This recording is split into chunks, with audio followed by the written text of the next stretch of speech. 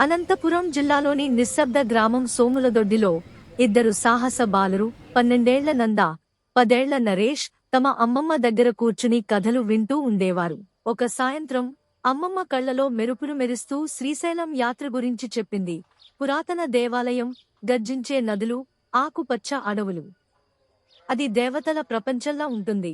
ఆలయం మెరుస్తుంది, డ్యాం గర్జిస్తుంది, అడవులు రహస్యాలు చెప్తాయి అని అంది. నందా కళ్ళు పెద్దవి చేసి, అయితే మేము శ్రీశైలం వెళ్తాం అమ్మమ్మ అన్నాడు.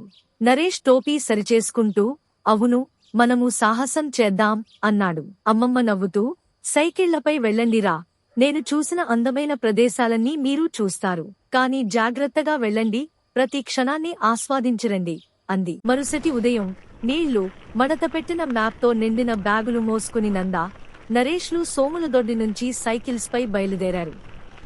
అమ్మమ్మకు చేతులు ఊపుతూ వీడ్కోలు చెప్పారు. రోడ్డు ముందుకు సాగింది. సూర్యుడి కాంతిలో వాళ్ల నవ్వులు ప్రతిధ్వనించాయి. నందా వేగంగా పెడల్ తిప్పుతూ, రేయ్ నరేష్, గుత్తికి ఎవరు ముందు వెళ్తారో చూద్దామా అన్నాడు. నరేష్ నవ్వుతూ, సరే, కానీ నేను గెలిస్తే ఏడవకు అన్నాడు. మొదటి ఆగే ప్రదేశం గుత్తికోట.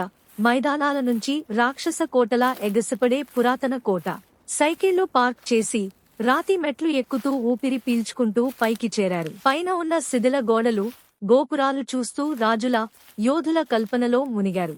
నరేష్ అరుస్తూ, అదిరిపోయింది రా ఈ వ్యూ చూడు అన్నాడు. నందా శిథిలాల వైపు చూపుతూ, ఇక్కడ రాజులు నిలబడి శత్రు రాకలు గమనించేవారేమో రా అన్నాడు. ఆత్మకూరు వైపు పెడల్ తిప్పారు. ప్రకృతి మారింది. నల్లమల అడవి, ఎత్తైన చెట్లు ఆకుపచ్చని గుడారాళ్ల ఏర్పడ్డాయి. పక్షుల కిలకిలలు, ఆకుల శబ్దాలు, కోతుల ఆటలు, రంగురంగుల సీతాకోకలు ఎగురుతూ ఉంటే నరేష్ కళ్ళు పెద్దవి చేసి, చూడు నందా, జంగిల్ అడ్వెంచర్ లాగా ఉంది అన్నాడు.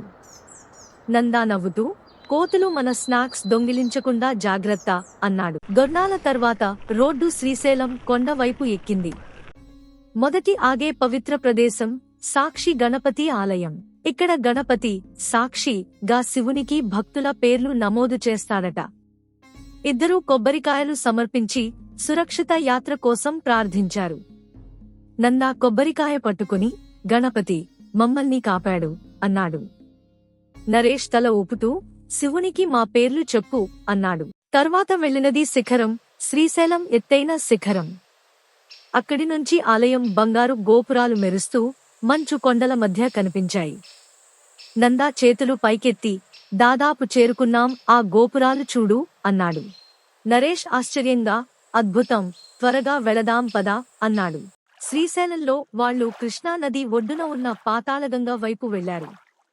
కిందకు చేరుకుని చల్లని, పవిత్రమైన నీటిలో గెంతులు వేస్తూ ఆడుకున్నారు.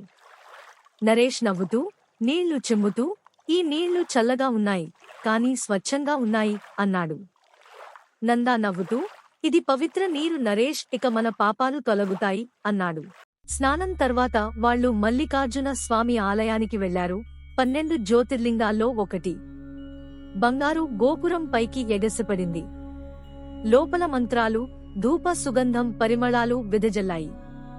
నందా గుసగుసలాడుతూ, ఈ ప్రదేశం భిన్నంగా ఉంది, జీవం ఉన్నట్లు అన్నాడు. నరేష్ తల ఊపుతూ, శివుడు, భ్రమరాంబిక మన మాటలు వింటున్నారేమో అన్నాడు. చివరి సాహసం భారీ శ్రీశైలం డ్యాం. గేట్ల నుంచి నీళ్లు జలపాతంలా గర్జిస్తూ పడుతున్నాయి. నందా, ఎంత పెద్ద డ్యాం, గొప్ప కట్టడం అన్నాడు. నరేష్ నవ్వుతూ, ఇది ఒక గొప్ప మానవ ప్రకృతి కలయిక అన్నాడు. సూర్యుడు అస్తమిస్తుండగా నందా, నరేష్లు ఇంటివైపు సైకిల్స్పై బయలుదేరారు. అలసటగా ఉన్నా నవ్వులు మాత్రం ఆగలేదు. నందా ఊపిరి పీల్చుకుంటూ, అమ్మమ్మకు ఈ కథలు అన్ని చెప్పాలి అన్నాడు. నరేష్ పెడల్ తిప్పుతూ, మళ్ళీ అమ్మమ్మ మనకు కొత్త కథలు చెప్పాలి, మనము చూసిరావాలి అన్నాడు. ఆ రోజు నుంచి నందా, నరేష్లు శ్రీశైలం ని స్మరించుకుంటూ ఇంకా ఎన్నో యాత్రల కోసం కలలు కనసాగారు.